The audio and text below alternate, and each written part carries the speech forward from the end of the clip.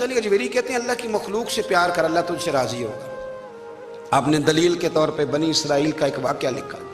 آپ فرماتے ہیں بنی اسرائیل کے اندر ایک شخص تھا جو پہاڑ کی چوٹی پہ عبادت کرتا تھا۔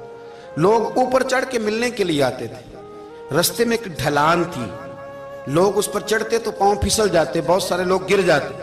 ایک دن وہ شخص کہنے لگا اللہ اگر تو اسے نہ بناتا تو کیا ہوتا، ایسے بیکار بنا دی، رب ناراض ہو گیا۔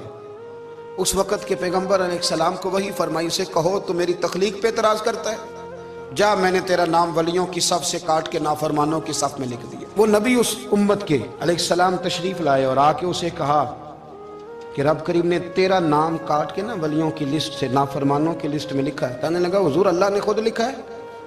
کہا ہاں۔ وہ سجدے میں گر گیا، یا اللہ تیرا شکر ہے، یا اللہ تیرا شکر ہے۔ وہ پیغمبر فرمانے لگے یہ کیا کر رہے ہو؟ عرض کی حضور آپ نے کہا نا اللہ نے میرا نام لیا ہے، میں کہاں اور میرا رب کہاں؟ اس نے میرا نام لیا ہے حضور، میں تو اپنے آپ کو کسی کھاتے میں نہیں سمجھتا تھا۔ اچھا اگر مالک نے اب مجھے نافرمان فرما دیا ہے اور میری غلطی سے فرمایا ہے دوزخ میں تو میں جاؤں گا۔ حضور آپ اللہ کے نبی ہیں، آپ کے ذریعے کی التجا ہے مالک کے حضور، رب کریم سے عرض کیجئے گا کہ اب مجھے دوزخ میں تو پھینکنا ہی ہے، تو میرا وجود اتنا بڑا کر دے، اتنا بڑا کر دے کہ میں اکیلا جہنم میں آ جاؤں۔ میرا دل نہیں کرتا اللہ کا کوئی اور بندہ دوزخ میں جائے، میں چاہتا ہوں اتنے پیارے پیارے مخلوق پیدا کیے اس نے، کوئی جلے نہ، کوئی دوزخ میں جلے نہ، مجھے بڑا کر کے نہ اکیلا بھر دے میرے وجود کو، میں اکیلا جلوں گا۔ عرض کرے رب کی بارگاہ میں، وہ پیغمبر وہی کھڑے تھے، وہی آئی، اے میرے نبی سے کہہ دو تو میرے بندوں سے پیار کرتا ہے تو میں تجھ سے پیار نہ کروں؟ جا میں نے تجھے معاف بھی کیا، تیرے لیے جنت کا فیصلہ بھی کیا، اور قیامت میں جس جس کی تو سفارش کرے گا میں ان سب کو بھی جنت عطا کر دوں گا۔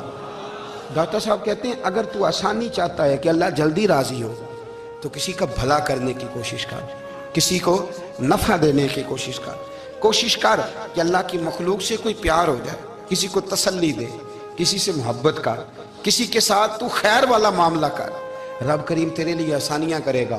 سالوں بیت گئے، میں نے کہا 1000 سال ہو گئے ان کے وصال کو کم و بیش، 200-300 سال کے بعد لوگ بھول جاتے ہیں۔ بہت سارے ایسے درباروں پہ جانے کا موقع ملا کہ لوگ کہتے ہیں پتہ نہیں بزرگ کون تھے، لیکن یہاں مزار ہے ان کا۔ 1000 سال بیت گئے، 1000 سال۔ وہ